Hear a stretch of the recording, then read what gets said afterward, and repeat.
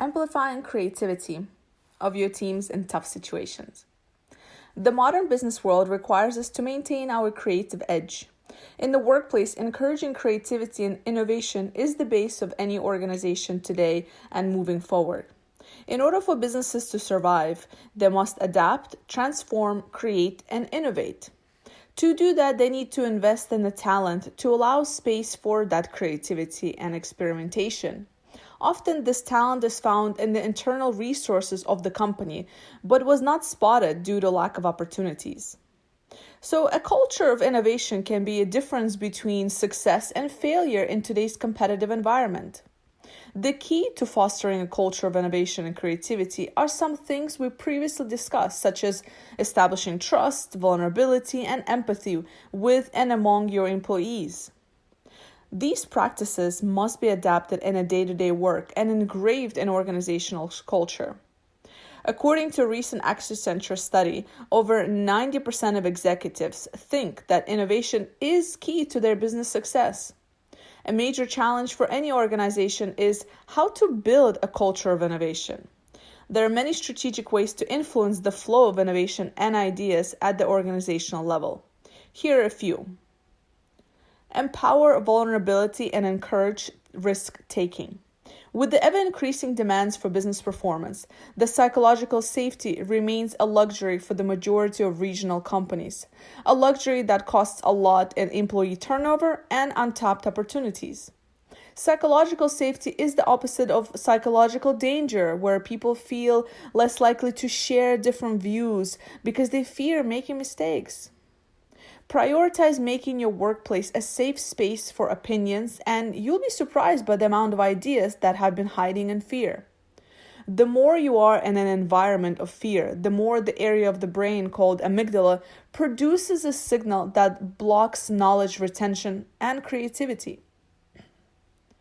Next, reward risk-taking, equally in success and failure. Any good idea comes with a healthy amount of risk, especially an innovative one. A risk, within a controlled environment surely, will ultimately lead to reward, which is why 48% of executives surveyed by IBM claim to fund new ideas that spun out of creative brainstorming regardless of the results. But risky ideas must often pass through failure first. How you deal with this failure will determine your success. Global conglomerate Tata gives out a Dare to Try award to employees with the most novel, daring, and seriously attempted ideas that did not achieve the desired results. Another example is Google's Innovation Lab X offers bonuses to each team member who worked on a project the company ultimately decided to kill as soon as the evidence suggested it wouldn't scale. This is critical to creativity because it shows management's tangible buy-in. If you cultivate creativity top-down, you'll be repaid from it bottom-up. Punishing for failure creates fear, and fear blocks creativity. And next, become user-first. So if creativity is the seed for growth, people's problems are the soil. Every business will tell you that its top guiding principle is customer centricity. The reality is that the vast majority are business-centric. Paradoxically, the more you are business first, the less your business grows long-term. So put people first and business will follow. Place your employees in the shoes of your clients or vice versa. The more real users' problems you have to solve, the more you'll see creativity brandished in its face and the more you'll profit. Creativity flourishes in face of challenges and not in the blue sky thinking. Drown your employees in your users' problems, they'll learn how to swim. Creativity is not quantifiable in number of hours invested. Creative environments are unstructured and cannot be tackled with workshop reruns. People need time to digest the problem and find unconscious ways to associate patterns.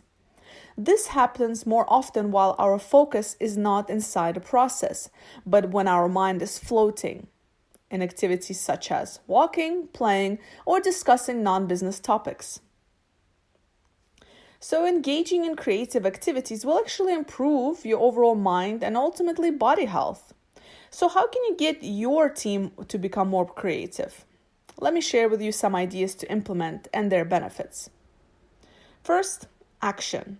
Give your team members time to work on their passion projects. Many companies around the world, such as Google, Facebook, and others, already have something similar in place, where they allow a certain day in a month, there are variations in these from company to company, to let employees use the office resources, within reason of course, and their working hours to work on projects that do not necessarily have anything to do with their direct job. The benefits of this? Happiness through the state of flow. You might have heard of this concept of flow. It's that time when you get into a task and you're so engaged, it is that you lose track of time, focusing on your craft and ignoring everything around you. That is flow. It reduces anxiety, boosts your mood, and even slows your heart rate.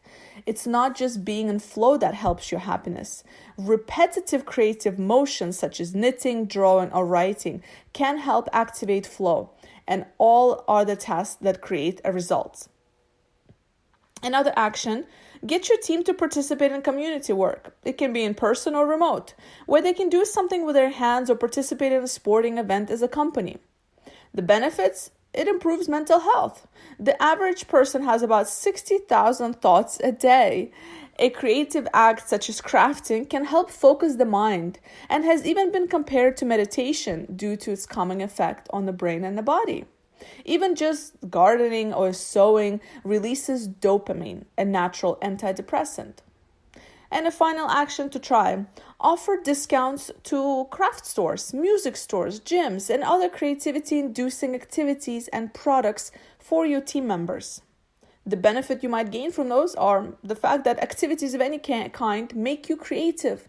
Numerous studies show that getting active in the gym, playing an instrument, writing, reading, and even just taking a walk will make you more creative. So encourage walking meetings, encourage writing and doodling and coloring. Offer group pottery or gardening or cooking classes as team building.